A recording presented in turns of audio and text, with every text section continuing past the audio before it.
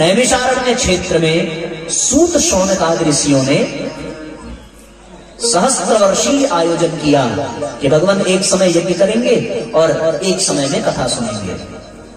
और फिर शौनकादि ऋषियों ने उनसे प्रश्न किया है और सूत जी ने उन प्रश्नों का उत्तर दिया है।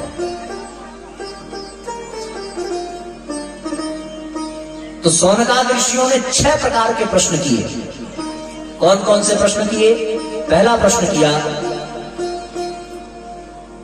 कि भगवान इतने शास्त्र हैं, इतने पुराण हैं, इतने ग्रंथ हैं, 4 वेद, फिर 4 उपवेद, फिर उन 4 उपवेदों को समझाने के लिए 108 उपनिषद, उन 108 उपनिषदों को समझने के लिए 6 दर्शन, और फिर उनको समझने के लिए 18 पुराण, उनको समझने के लिए 18 उपपुराण, ऐसे न जाने कितने। मतलब यह है कि 20 लाख से भी अधिक श्लोक हैं पुराणों में। इतने ज्यादा श्लोक, इतना बड़ा ग्रंथ, इतने ज्यादा साहित्य, जीवन खत्म हो जाएगा पर हम पढ़ नहीं पाएंगे। इसलिए हे सूत जी, कृपा करके, आप तो इनको पढ़ चुके हो, आप तो इनको जानते हो, अपने गुरु की कृपा से इन सब शास्त्रों का, सब वेदों का सार क्या है ये बता दो। छोटा छोटा सा आप केवल इतना बता दो कि इतना सब पढ़ने के बाद आदमी को मिलेगा क्या? इन सब शास्त्रों को पढ़ लेने से, इन सब शास्त्रों को अध्ययन कर लेने से, वेदों को जान लेने से क्या मिलेगा? तो पहला प्रश्न पूछा, शास्त्रों का सार क्या है। दूसरा प्रश्न किया कि कल्याण क्या है, कल्याण किसको कहते हैं, कैसे कहा जाए कि इस व्यक्ति का कल्याण हो गया। तीसरा प्रश्न कि उस कल्याण की प्राप्ति का साधन क्या है, हम कैसे उसको प्राप्त कर पाएंगे। यदि पता भी चल जाए कि कल्याण किसमें है तो उस कल्याण को पाने का साधन का रहस्य क्या है। चौथा प्रश्न पूछा कि भगवान के अवतार क्यों होते हैं, क्या जरूरत है भगवान को बार बार इस धरती पर आने की, क्या जरूरत है भगवान को बार बार अवतार लेने की, भगवान का अवतार क्यों होता है। और उसके बाद 5वां प्रश्न पूछा कि भगवान कौन कौन से अवतार लेकर के आ चुके हैं, कौन कौन सा लेकर आएंगे, और आकर के उन्होंने क्या क्या किया है। ये 5वां प्रश्न। फिर 6वां प्रश्न पूछा कि जब भगवान अपने धाम को चले जाते हैं तब धर्म किसके अनुसार चलता है, धर्म किसकी शरण में रहता है। ये 6 मुख्य प्रश्न पूछे उन ऋषियों ने। और उन ऋषियों ने जब ये 6 प्रश्न पूछे तो इन 6 प्रश्नों के उत्तर में सूत जी ने उनको 12 स्कंद की भागवत सुनाई। एक एक प्रश्न के उत्तर में 2-2 स्कंद सुनाए। पहले प्रश्न में 2, फिर दूसरे में 2, तो 6 प्रश्नों के उत्तर में उनको 12 स्कंद की कथा सुनाई। और 12 स्कंद की कथा ही भागवत है। नैमिषारण्य क्षेत्र जहां निमिष मात्र में मन स्थिर हो जाए, ऐसा क्षेत्र, ऐसा पवित्र स्थान, ऐसा तीर्थ जहां पर निमिष मात्र में, मतलब जितने में पलक झपके उतने में ही मन स्थिर हो जाए, उस स्थान पर ब्रह्मा जी के आदेश से सूत शौनकादि ऋषियों ने सत्संग किया। और 1000 वर्षों तक के इस अनुष्ठान में उन्होंने ये 6 प्रश्न पूछे। इन 6 प्रश्नों के उत्तर में सूत जी ने उनको भागवत सुनाई। तो पहले महात्म्य सुनाया, कहा कि एक बार नारद जी के मन में इच्छा जगी कि वो इस धरती पर आवे, तीर्थ आदि का सेवन करें। जहां भगवान ने इतनी लीलाएं की हैं उन लीलाओं का रसास्वादन करें, भगवान की चरण रज प्राप्त करें, अनुष्ठान करें।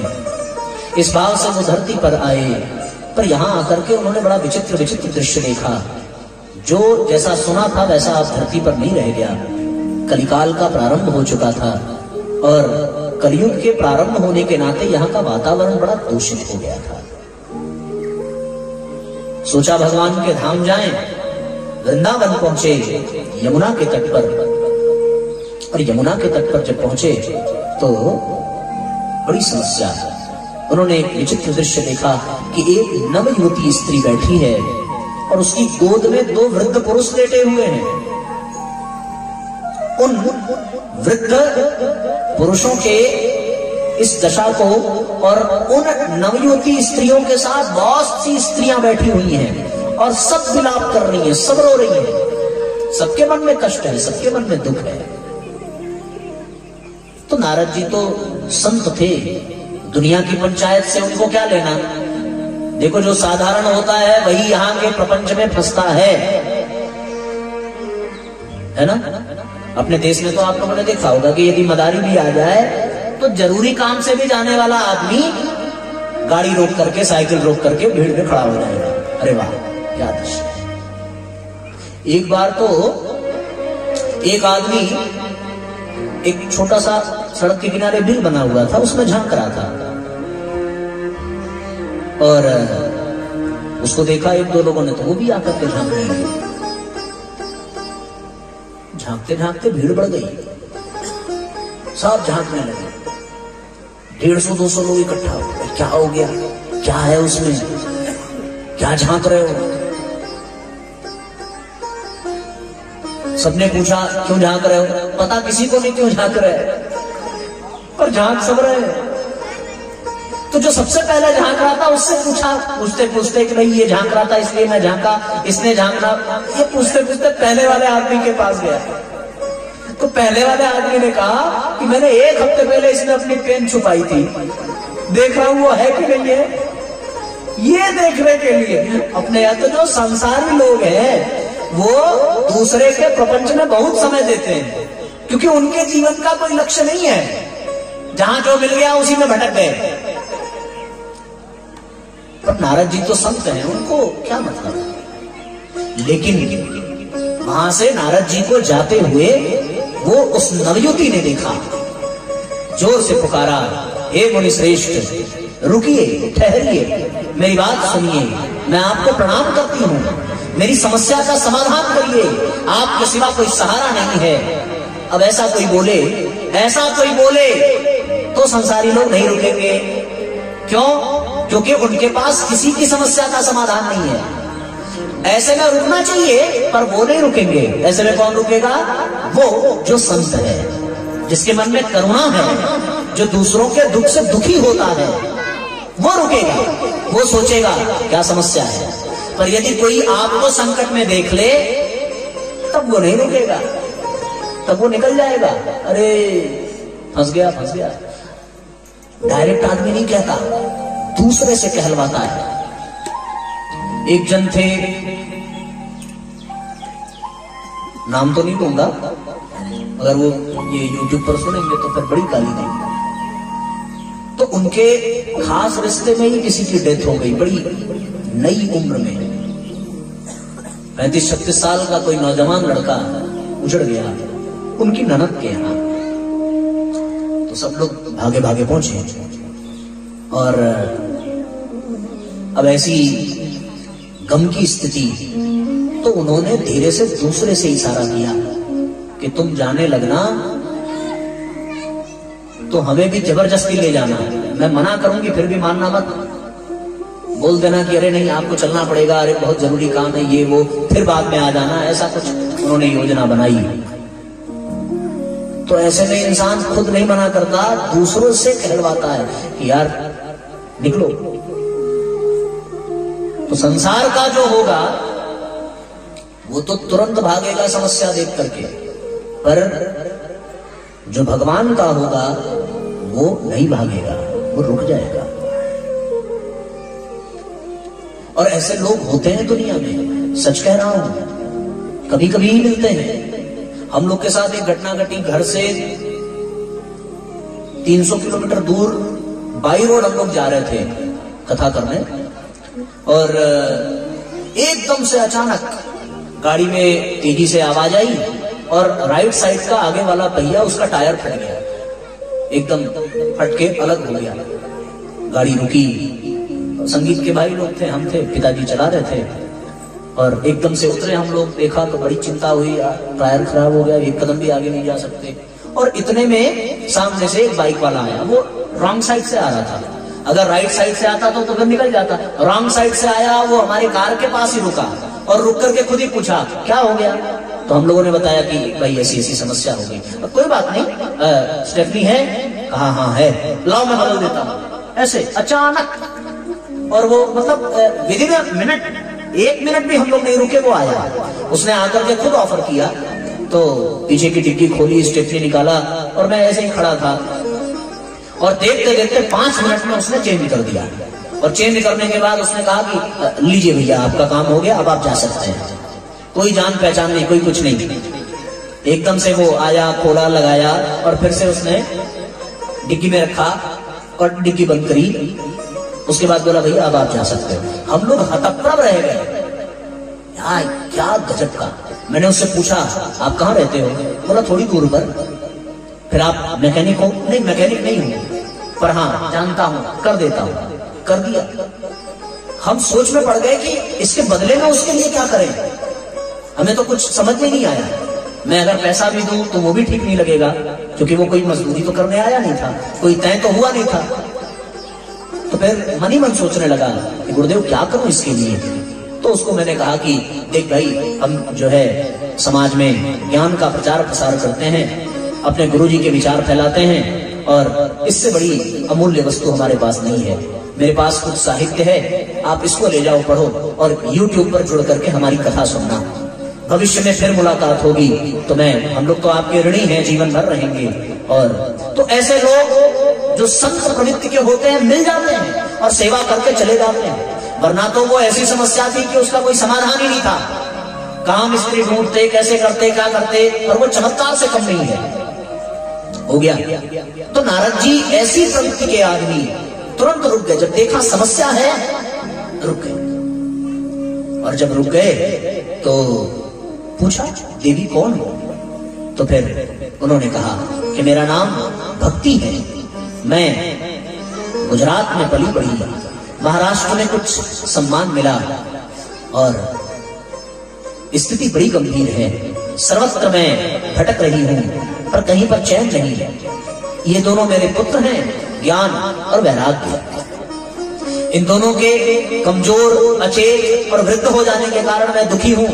सोचा कि वहां अवश्य भक्ति का सम्मान होगा जहां पर भगवान ने नंगे पांव लीला की है। इसलिए मैं सब छोड़ करके ब्रज आ गई और वृंदावन में यहाँ पर आकर के मुझे तो मेरा यौवन वापस मिल गया, पर ज्ञान और वैराग्य अभी भी वृद्ध ही हैं। यहाँ ज्ञान और वैराग्य का कोई समाधान नहीं है।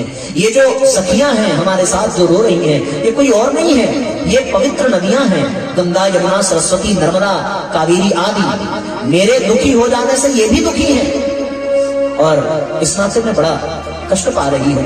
हे भगवान आप ही समाधान करिए। नारद जी ने उसके कष्ट को सुना। ठहरो ठहरो देवी, मैं अपने अंतर मन की दृष्टि से देख करके पता करता हूं कि आपके कष्ट का कारण क्या है। देखा और नारद जी ने बताया, ओहो आपके कष्ट का कारण तो ये है कि इस समय कलयुग का शुभारंभ हो गया है और कलयुग के नाते ज्ञान, वैराग्य, भक्ति की उपेक्षा हो रही है। इस कलयुग के कारण ही आप इस अवस्था को प्राप्त हुई है।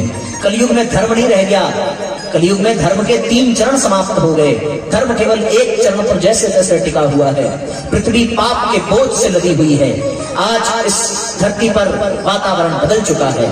कभी यहाँ माँ बाप की आज्ञा का पालन करने के लिए कोई राम 14 वर्ष तक वन वन भटकने को तैयार हो जाता था। अब इस कलयुग में वृद्धाश्रम जैसे शब्द सुनाई पड़ रहे हैं। अब माँ बाप को घर से निकाला जा रहा है।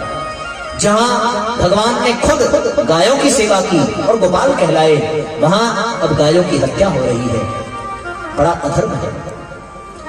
जिस देश के युवा देश की स्वतंत्रता के लिए और समय समय पर राष्ट्र के उत्थान के लिए अपनी आहुति देते रहे, अब उस देश का युवा अपने आप को नशे में, व्यसन में बर्बाद करता जा रहा है। कोई शराब में, कोई सिगरेट में, कोई अफीम में।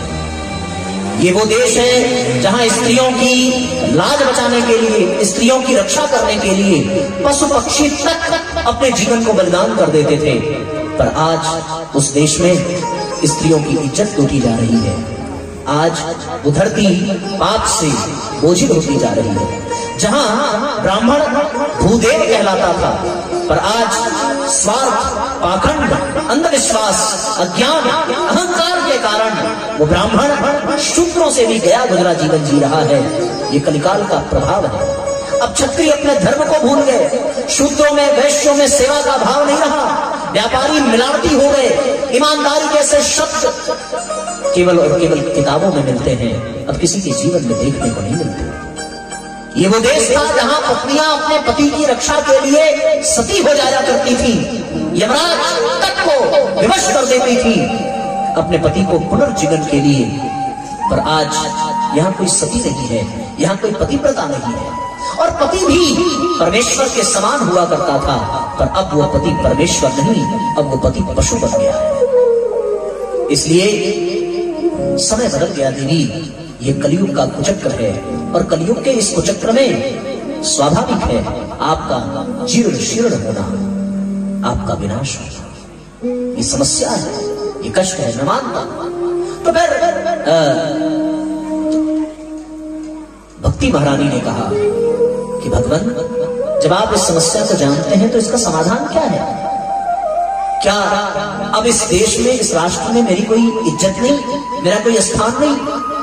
मेरे ये पुत्र एक बार अपनी चेतना को पाले तो मैं इस देश को छोड़ करके चली जाऊंगी, इस राष्ट्र को छोड़कर प्रदेश चली जाऊंगी, विदेश चली जाऊंगी। नारद जी चिंतित हो गए कि यदि इस देश में भक्ति के लिए कोई स्थान नहीं तो उसे कहीं नहीं मिलने वाला, और जहां भगवान का प्राकट्य हुआ वहां अगर भक्ति को स्थान न मिला, शरण न मिली, तो फिर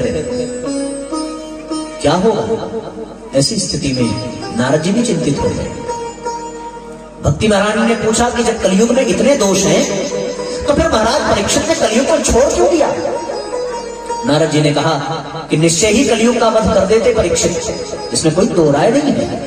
लेकिन उन्होंने वध करते समय ये विचार किया कि भगवान की प्राप्ति जो तप, जो पुण्य सतयुग में ध्यान से मिलता था, त्रेता युग में तप करने से मिलता था, द्वापर में यज्ञ करने से मिलता था, कलयुग में तो वो सिद्धि, वो परमात्मा केवल नाम संकीर्तन से ही मिल सकता है।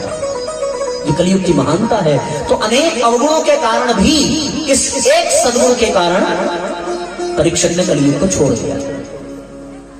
कलयुग केवल नाम आधारा, कलयुग केवल नाम आधारा, सुमेरे सुमेरे नर उतरहि पारा, सुमेरे सुमेरे नर उतरहि पारा। कलि काल करम न दूजा, कलि काल करम न दूजा, योग जग जप तप व्रत पूजा, योग जग जप तप व्रत पूजा। कलयुग केवल नाम आधारा, कलयुग केवल नाम आधारा। कलिकाल में भगवान की प्राप्ति केवल नाम के संकीर्तन मात्र, नाम संकीर्तनम यश सर्व पाप प्रणाशनम, केवल नाम के संकीर्तन से ही संभव है। इसलिए महाराज परीक्षित ने छोड़ दिया। तो फिर क्या करें, कैसे हम इस समस्या से मुक्त हों? और फिर नारद जी ने आकाशवाणी सुनी। आकाशवाणी में ये निर्देश मिला कि हे नारद, सत्कर्म करो, सत्कर्म करने से ज्ञान, वैराग्य और भक्ति का उद्धार होगा। नारद जी ने कहा कि यज्ञो वही श्रेष्ठ कर्म है। जोर जोर से वेद के मंत्रों का उद्घोष किया और जोर से बुलाया, हे ज्ञान, हे वैराग्य, उठो, उठ करके जगो, जगने का प्रयत्न करो। पर वो वेद के मंत्रों को सुन करके थोड़ा बहुत हिलते डुलते और फिर से बेहोश हो जाते। बड़े बड़े यज्ञ किए, अश्वमेध यज्ञ, नरमेध यज्ञ, राजसूय यज्ञ, समस्त यज्ञों को करने के बावजूद भी उनको उनकी चेतना वापस नहीं आई। वो वृद्धावस्था में ही निमग्न रहे। ऐसी स्थिति में क्या करें? नारद चिंतित देवी तुम चिंता न करो, जब तक तुम्हारे इस समस्या का समाधान न कर लूं तब तक मैं चैन से बैठने वाला नहीं। उठे और उत्तर दिशा की ओर चिंतित मन लेकर बढ़ने लगे। दूसरी ओर से भगवान नारद के ही बड़े भाई अग्रज ब्रह्मा जी के प्रथम पुत्र के रूप में उत्पन्न होने वाले सनकादि ऋषि सनक सनंदन सनत कुमार सनकादि, ये सब उधर से आ रहे थे। बद्रिकाश्रम के निकट नारद जी से भेंट हुई। नारद जी उनके छोटे भाई हैं, बड़े भाई का फर्ज है यदि छोटा भाई दुखी है तो पूछेंगे, क्यों भाई छोटे, क्या समस्या है, क्यों दुखी है। सनकादि ऋषियों ने भी पूछा कि नारद जी आप तो भगवत चिंतन में निमग्न रहने वाले, आप तो परमात्मा को प्राप्त हैं, आपके लिए वैकुंठ आदि में जाने के लिए कोई हस्तक्षेप नहीं कर सकता। आप जब चाहें तब भगवान से उनका दर्शन कर सकते हैं, उनको प्राप्त कर सकते हैं। फिर आपके मस्तिष्क पर, आपके मुखमंडल पर ये चिंता की लकीरें क्यों हैं। तो फिर नारद जी ने कहा ऐसी ऐसी बात है, मैंने ये दृश्य देखा है और इसका समाधान नहीं मिल रहा है। उन सनकादि ऋषियों ने कहा कि सत्कर्म करने के लिए कहा गया है ना, सत्कर्म करना यज्ञ करना नहीं है। सत्कर्म का तात्पर्य है ज्ञान यज्ञ, ज्ञान यज्ञ ही सत्कर्म है। अन्य यज्ञ श्रेष्ठ कर्म हो सकते हैं पर ज्ञान यज्ञ सत्कर्म है। इसलिए हे नारद ज्ञान यज्ञ करो, और ज्ञान यज्ञ का तात्पर्य कि श्रीमद् भागवत का पारायण करो और उसके पारायण से ज्ञान, वैराग्य और भक्ति का उद्धार होगा। नारद जी ने प्रश्न किया कि प्रभु सुना है कि ये जो भागवत है ये तो वेद उपनिषदों का सार है ना, वेदोपनिषदाम सारा जाति भागवती कथा। तो फिर ये जब उसका सार है तो जिसका उद्धार वेद सुनाने से नहीं हुआ, जिसका उद्धार उपनिषद सुनाने से नहीं हुआ, तो उसके सार के रूप में भागवत सुनाने से क्या होगा। तो फिर शौनकादि ऋषियों ने कहा निगम कल्प तरोर गलितम फलम शुक मुखाद्रव संयुतम, अर्थात ये जो भागवत है ये वेद उपनिषद का सार है और इसकी विशेषता ये है, इसकी मिठास ये है कि ये शुक मुखाद्र, शुक के मुख से निकली हुई है। शुक यानी सुखदेव और शुक यानी सुग्गा, तोता। कहते हैं साहब कि वो फल को जूठा कर दे तो फल में मिठास बढ़ जाती है, उसी प्रकार शुक देव के मुख से निकलने के कारण ये भागवत और मीठी है। तो जब कोई रोगी रोग से पीड़ित हो तो उसे वृक्ष का सार ही दिया जाता है। वृक्ष का सार क्या है, फल है। उसे वृक्ष नहीं दिया जाएगा, वृक्ष की छाल नहीं दी जाएगी, वृक्ष के पत्ते नहीं दिए जाएंगे, उन पत्तों को निचोड़ करके उसका सार दिया जाएगा। और वृक्षों का सार फल होता है, फल से ही वो पुष्ट होगा। तो फिर ये जो वेद उपनिषद है ये वृक्ष है और भागवत उसका फल है। इस फल को, इस सार को प्रदान करो और ऐसा करने पर आराम मिलेगा।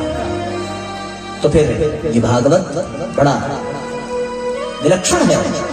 ऐसा कहने पर उन्होंने ये उद्यम किया और ये निर्देश दिया कि हम थोड़ा नीचे आते हैं और तुम भक्ति महारानी ज्ञान वैराग्य को लेकर थोड़ा ऊपर आओ। हम दोनों के ठीक मध्य में एक स्थान है, हरिद्वार में आनंद नाम का तट, गंगा का किनारा, वहां एक विशाल वटवृक्ष है। सूक्ष्म रूप में अनेकों ऋषि आत्माएं वहां तप करती हैं।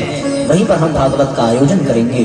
और फिर उसके बाद यहाँ पर आयोजन हुआ और आयोजन में जितनी भी नदियां हैं सब स्त्रियों का रूप धारण करके, जितने भी वेद उपनिषद हैं सब पुरुष का रूप धारण करके, जितने भी पर्वत हैं वो पर्वत व वृक्ष पुरुष का रूप धारण करके, और सभी ऋषि मंडल, सप्त ऋषि मंडल, वशिष्ठ, विश्वामित्र, भृगु, शौनक, सूत आदि सब वहां पहुंचे हैं और सबने आनंद मग्न होकर के भागवत का आयोजन किया। यहाँ भागवत का पारायण प्रारंभ हुआ। शनकादि ऋषि व्यासपीठ पर बैठ करके भागवत का गान करते हैं। नारद जी मुख्य यजमान बन करके भक्ति ज्ञान वैराग्य के उत्थान के निमित्त भागवत सुनते हैं। यहाँ पर भागवत प्रारंभ हुआ और यमुना के तट पर दूर बैठने वाली भक्ति महारानी और उनके दोनों बच्चे ज्ञान और वैराग्य यहाँ प्रारंभ हुआ और उसकी तरंग इतनी महत्वपूर्ण कि वहां पर ज्ञान और वैराग्य उठ खड़े हुए और नृत्य करते हुए यहाँ आए। जैसे ही भागवत प्रारंभ हुआ, सरस्वती बीड़ा बजाने लगी, मृदंग बजाने लगे गणेश जी, नारद जी करताल बजाने लगे, सब अपने अपने वाद्य यंत्रों को लेकर के यक्ष गंधर्व नृत्य करने लगे, भगवान के नाम का संकीर्तन करने लगे। श्री कृष्ण गोविंद हरे मुरारी, हे नाथ नारायण वासुदेवा।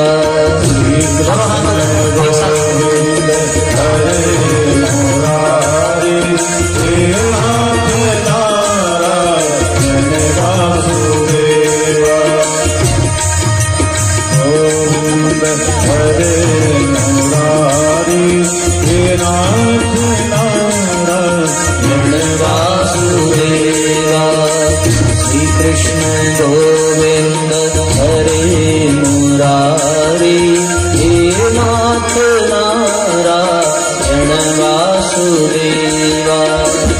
श्री कृष्ण गोविंद हरे मुरारी, हे नाथ नारायण वासुदेवा। हे नाथ नारायण वासुदेवा, हे नाथ नारायण वासुदेवा।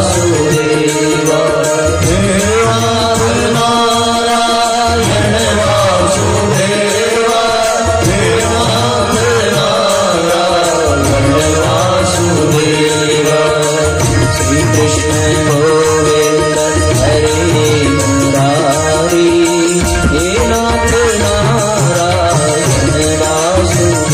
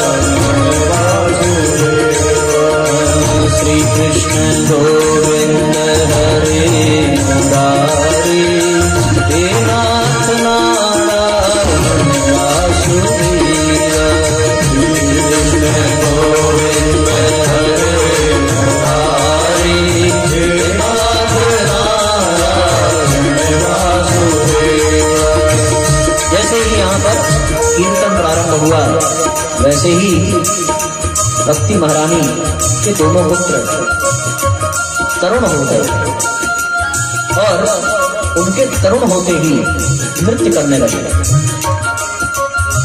भक्ति सुतो तरुणो गृहीत्वा, प्रेमैकरूपा सहसा विरासित। भक्ति सुतो तरुणो गृहीत्वा, प्रेमैकरूपा सहसा विरासित।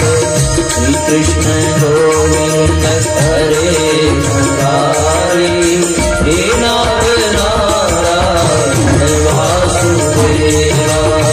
श्री कृष्ण गोविंद हरे मुरारी, हे नाथ नारायण वासुदेवा। जैसे ही भागवत का पारायण प्रारंभ हुआ, यहाँ कथा प्रारंभ हुई और कथा का उद्घोष दूर दूर तक फैल गया।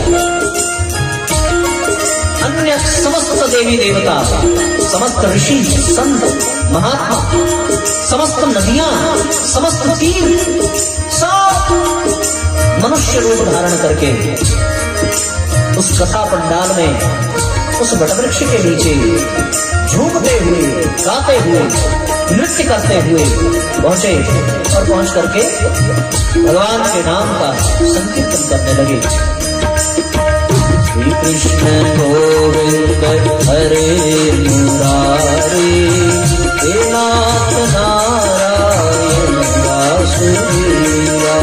श्री कृष्ण गोविंद हरे मुरारी, हे नाथ नारायण वासुदेवा।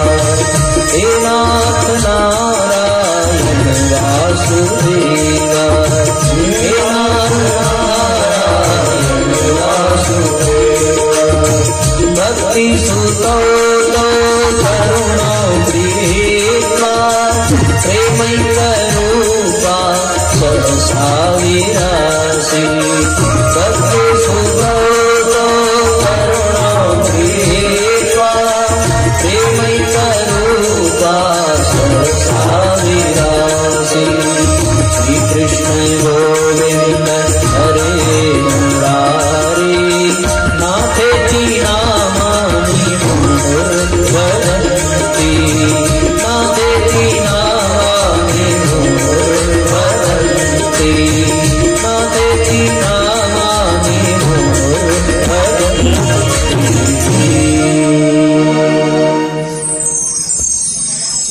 भक्ति सुतौ तौ तरुणो मिलित्वा, भक्ति के सुतौ तौ दोनों पुत्र क्या हो गए? तरुण हो गए। और अंततो गत्वा वहां पर भक्ति महारानी पहुंची। भक्ति महारानी ने बैठने के लिए, कथा सुनने के लिए स्थान मांगा। स्थान देने के समय नारद जी ने निवेदन किया कि हे भक्ति महारानी, आप कथा में आ गई हैं तो आपसे एक ही प्रार्थना है कि यहां जितने श्रोता बैठे हैं उन सभी श्रोताओं के हृदय में विराजमान हुई। भक्ति महारानी ने आसन स्वीकार किया। जितने भी श्रोता थे सबके हृदय में भक्ति महारानी ने स्थान ग्रहण किया। और जैसे ही हृदय में भक्ति ने स्थान ग्रहण किया, वैसे ही चतुर्भुज रूप में साक्षात परमात्मा प्रकट हो गए। बोलिए भगवान श्री कृष्ण वासुदेव की जय। भक्ति हृदय में आ जाए तो भगवान सामने खड़े होते हैं। भक्त के हृदय में भक्ति का सिंहासन है और भक्ति के सिंहासन आरूढ़ होते ही भगवान प्रकट हो